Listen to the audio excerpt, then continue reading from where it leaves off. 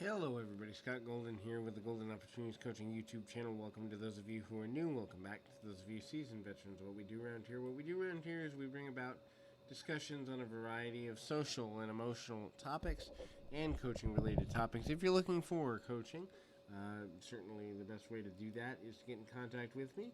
You can do that ultimately in a couple of ways. One is you can go on Twitter at PO Perception. Or you can go into the About Me section here on the YouTube channel and give that a look and a punch. And then there is my website. You can get there from here. Anyway, this particular audio we're going to talk about narcissistic manipulation. What are some things that narcissists do to manipulate people? And ultimately, if you know that, then you can guard yourself against it. We all have run across a narcissist here and there, although a lot of people don't always know that they've run across one until it's too late, until the emotional damage is done. But the gaslighting is the first thing we want to talk about here.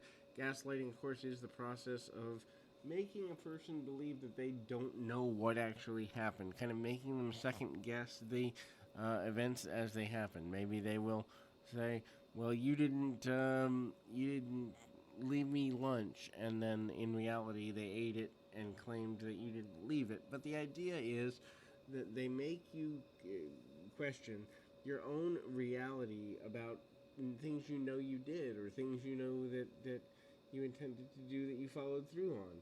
That's a huge thing. The next is guilt tripping. Guilt tripping is such a major thing for a narcissist to do. If they can understand your guilt schematic, that is, things that make you feel bad about yourself or the things you've done or haven't done, if they can understand the ways in which you relate with the world, then the use of guilt as a leverage tool to get you to be more compliant, to get you to be less questioning, to get you to create distance, that is, to leave them alone, these are things that the narcissist will almost always do. The next thing is projection. So, the things that you are accused of doing as the narcissist actually are the things that the narcissist does, the habits they have. And so the projection of you do this, you do that, really they're talking about themselves and putting it off on you. Again, it's a way of scrambling the brain and making you doubt your sense of reality and your awareness. But in doing that, there's a lot of struggle as it relates to that.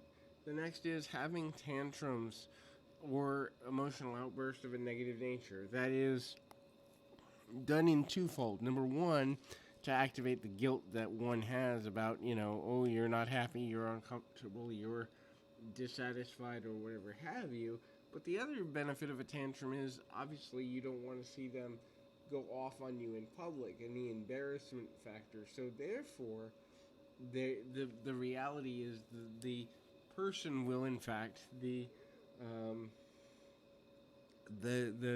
narcissist will in fact be very negative minded. The next is kind of the silent treatment, which I'll blend with ignoring the truth. So they may know facts of a important nature. They may know that they need to be somewhere at 5:30, but they will say, "I didn't know." And feigning ignorance and feigning lack of knowledge is a great way to kind of distribute the blame for not doing what they said they were going to do. Narcissists will use making promises and breaking them to see how many chances they can get. It's a manipulation tactic in and of itself to try to ultimately control the narrative and see how far they can push a person before that individual will in fact, kind of get to a place of not handling anymore. And then the walk back, that is to be able to manipulate back into, oh, you don't want to leave me alone, you don't want to be without me, that sort of thing. When that doesn't work, the alternative is the silent treatment, which we've all heard of before. That is just not saying anything and avoiding communication, avoiding emotional connection, avoiding any sort of negative, influence or interaction whatsoever.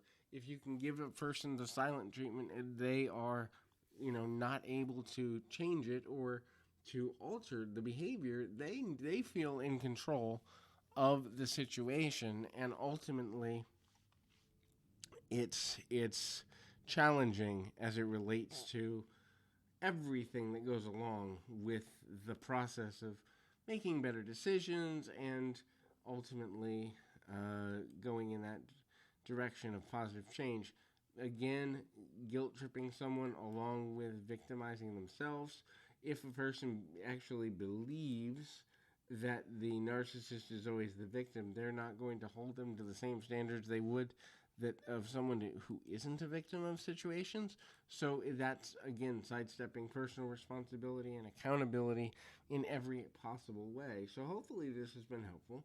I encourage you to keep your feet on the ground, your mind in the moment. Until next time, everybody.